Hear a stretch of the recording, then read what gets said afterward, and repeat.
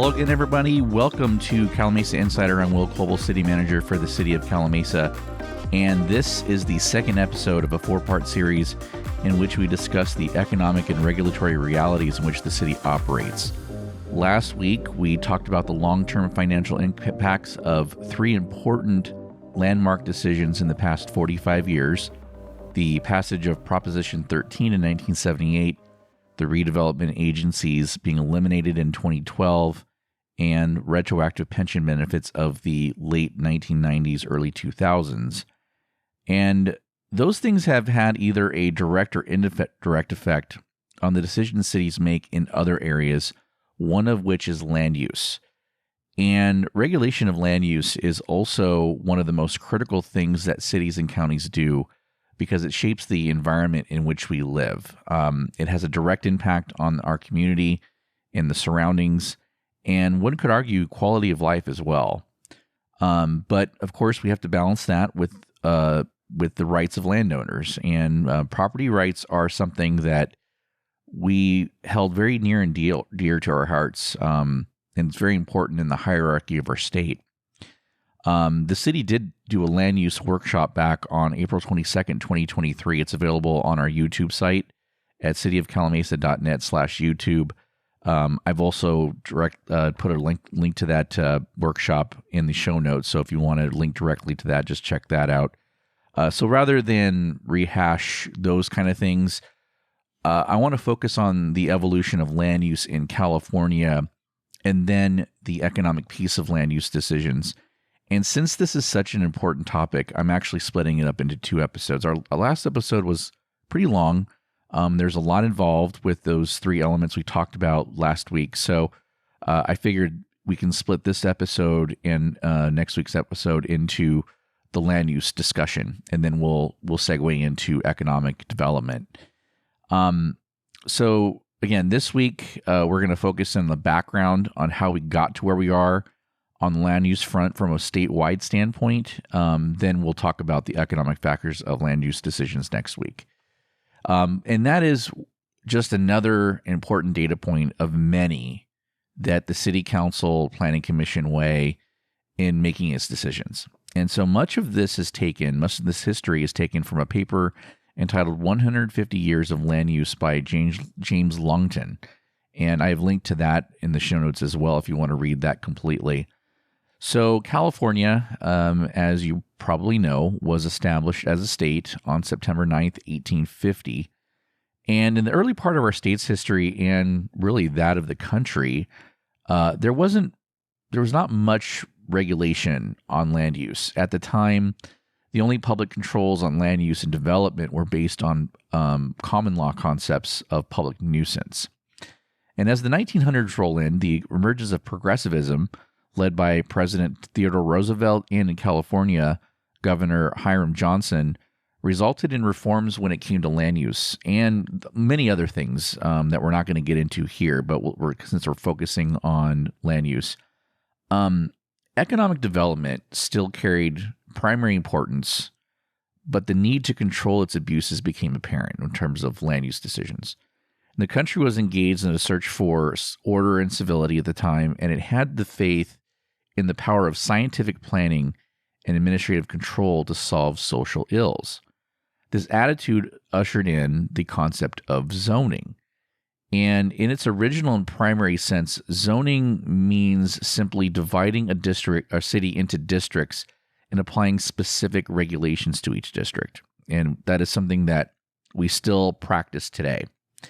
The regulations are generally divided into two classes. One, those that regulate the height and bulk of the buildings, and two, those that prescribe the use of property within designated districts. Most large cities began early attempts at zoning within limited areas of their geographical jurisdictions. In 1904, Los Angeles actually became the first to created the first municipal zoning ordinance in the United States, but it only applied to certain areas, not the entire city. It wasn't until 1916 when New York City adopted the first comprehensive zoning ordinance by which the entire city was divided into different use districts and the concept of mapping came into being as well. On the other end of the spectrum, the city of Houston, Texas, has famously never adopted a zoning ordinance, interestingly enough. And so, of course, when you start thinking about zoning and regulation, the first thing that may come to mind, especially when it's a new concept, is this even legal? Is it something that is allowed under the Constitution? And it was upheld by the United States Supreme Court in a landmark case entitled Village of Euclid, Ohio versus Ambler Realty Company in 1926. The trial court had actually ruled that zoning ordinances restricted use of private property and therefore violated the 14th Amendment, saying that zoning was an illegitimate device to facilitate social and economic segregation. The Supreme Court reversed the ruling, holding that zoning was a nuisance-preventing device and, as such, a proper exercise of the state regulatory police power. But through the 1950s and into the early 60s, before the passage of the Civil Rights Act, zoning was actually used for social and economic segregation. That was a true thing. We've heard of the term redlining, and that was something that was used even after the 1964 Civil Rights Act, but it really had its prominence before that. And then after that ruling, though, until we reached the modern era of regulation commencing about 1970, the evolution of the zoning power was unremarkable and zoning litigation was sparse. Following World War II, California grew rapidly, and the building construction industry flourished. Mass-produced housing techniques were employed, and the modern savings and loan business provided home mortgages for the middle class in California like nowhere else. Commercial and industrial growth bloomed, and the government at the time was generally pro-development. Growth held the vision of economic opportunity and fueled itself to become a self-fulfilling prophecy. But, of course, development abuses were inevitable, and urban sprawl soon became a reality, and really it continues to this day. Regional problems such as smog and traffic congestion emerged quickly, and the populace was grumbling and demanding change. So the development abuses of the 1950s and 60s brought about the modern era of expanded regulatory controls, but other elements contributed too. So the urban planning profession was coming of age. Famous urban architects designed large-scale communities using comprehensive planning techniques, also referred to as master plan communities. So you have entire cities that were laid out like that. Examples include Irvine, Diamond Bar, Westlake Village. And then communities within cities also. So Phillips Ranch in Pomona, and of course, Summerwind Ranch right here in Calimesa. City planning departments were and still are developing master plans that were sometimes implemented by the city council. So Yucaipa has done that with two examples, the Wine Country Specific Plan and the Freeway Corridor Specific Plan. Those were more city-driven rather than developer-driven. Summerwind Ranch and its predecessor Oak Valley Specific Plan were developer-driven plans. The other thing that happened in the 60s is the environmental movement emerged as a political force, and that they were later to be joined by growth controllers of the 70s. For example, the 70s, one of the things that was famous here, really all over the country, but specifically here in California, were freeway revolts. And fun fact here, by the way, on the freeway system, only 61% of the planned freeway miles in the LA area were ever built. So this is a big contributor to our traffic problems. Freeways were built with the idea that other freeways would be built, but they were never built. And so that's part of the reason that we have these weird endings for freeways, and freeways seem to be built under capacity because they weren't designed for the capacity that they have, because it was thought that other freeways were going to have that capacity taken from them. So that is a big thing. And it can now be seen, though, that a period of development abuses combined with a new attitude of comprehensive planning and environmental protection emerged to usher in this modern era of expanded regulatory controls. And so the year 1972 contained the most dynamic 1-2 punch of the modern era. The general plan became a city's basic planning and land use document, and state legislation mandated comprehensive general plans and imposed the requirement that zoning and subdivision ordinances be consistent with such plans. The general plan now provides the blueprint for development of a community. It requires that all elements of development be addressed, including land use, traffic, housing, open space, and public facilities. And other requirements have been added since then. Before 1971, the general plan was considered an advisory document. Cities were neither mandated to prepare general plans, nor was there any requirement that land use approvals be consistent with the plan.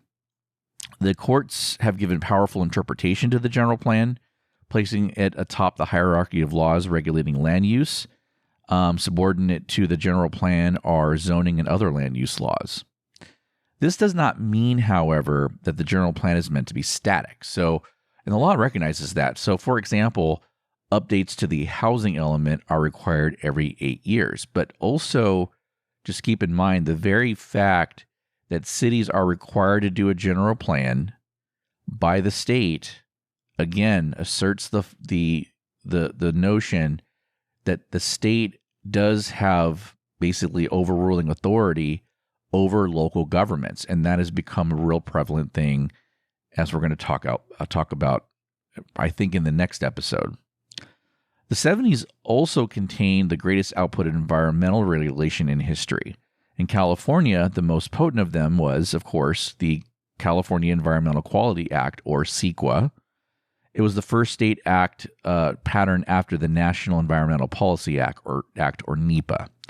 So although CEQA was enacted in 1970, its initial effect on land development was slight because public agencies interpreted CEQA as only having to applying to projects constructed by government agencies. However, in 1972, the California Supreme Court determined that the term project included the granting of approvals by a public agency for a private project. And this was following the case of the Friends of Mammoth versus Board of Supervisors. CEQA's importance as a land use and development control became monumental. Today, local agencies must follow procedures in land use decision-making that ensure consideration and response to the environmental effects of their proposed decisions.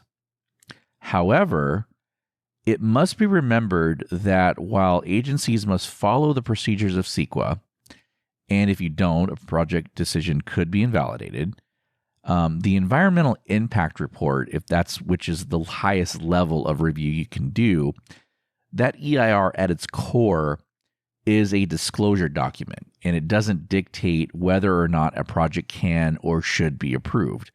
And albeit an important one, it is another data point among, again, many to be considered when a governing body is deciding upon a project. During the 1970s, we witnessed a major expansion of land use regulatory powers with the advent of the general plan, CEQA, and the expansion of the subdivision exaction powers. And the courts also continued to provide local government with a broad and even expanded zoning police power.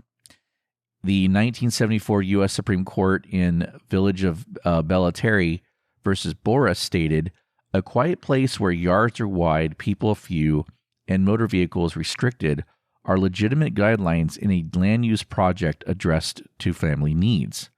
The goal is a permissible one within Berman versus Parker. The police power is not confined to elimination of filth, stench, and unhealthy places. It is ample to lay out zones where family values, youth values, and the blessings of quiet seclusion and clean air make the area a sanctuary for people."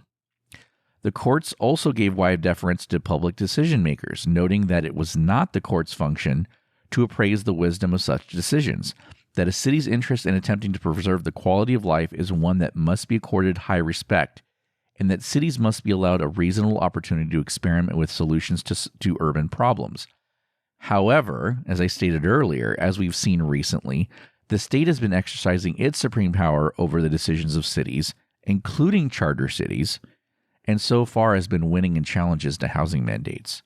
Huntington Beach is probably the most prominent one that has been fighting the state on various housing laws, and so far the court has sided with the state more often than with the city of Huntington Beach. And one last history lesson on this subject is the Avo case, and this is going to just be the end result of this is going to be important.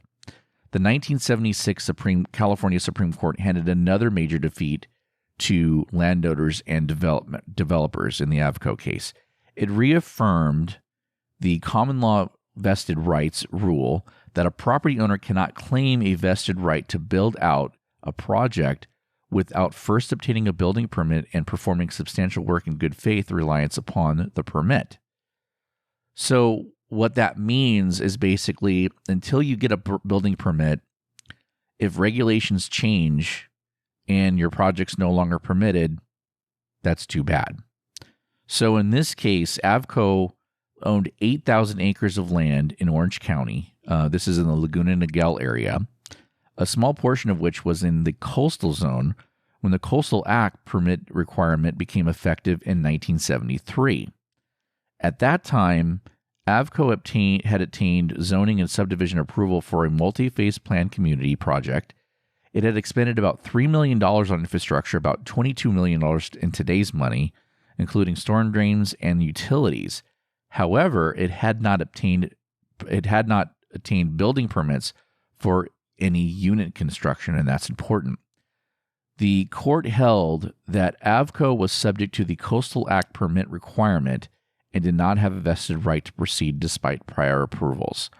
So this really freaked out developers, and it really led to kind of the second guessing as to whether or not development should and should go through. The risks go up tremendously if they put all this infrastructure. And this ruling is why a lot of developers are very hesitant to put up a lot of money for infrastructure ahead of time, because we always hear, well, developers should pay for the infrastructure first before they build. But if the rule of thumb is that you don't have vested rights until you have a building permit, you're putting at risk putting all of that infrastructure in, millions and millions of dollars that could just go down the drain with no chance of making any of that back. Why would anyone do that? And so, but what it did do, though, is it led to the creation of the Development Agreement Act of 1979, and that's going to be something very important as we go forward. So, next time on the show, now that we have that context in which land use decisions can be made, we will talk about some of the factors that go into land use decisions, and I will very briefly discuss the types of decisions such as ministerial, quasi-judicial, and legislative. We'll talk about those development agreements and their uses for developer certainty and as an alternative funding mechanism for cities. Prop 13 and the end of RDAs have also necessarily changed the game in terms of how we look at the economic benefits and cost of development. And economic development plays a key role in this as well, and that will be the last topic explored in this special series. So thank you for joining me this week, and make sure to subscribe to the podcast on the dozen or so apps the show is on now, or you can catch us on YouTube. And so I hope you have a wonderful week, and I will talk to you again next Friday.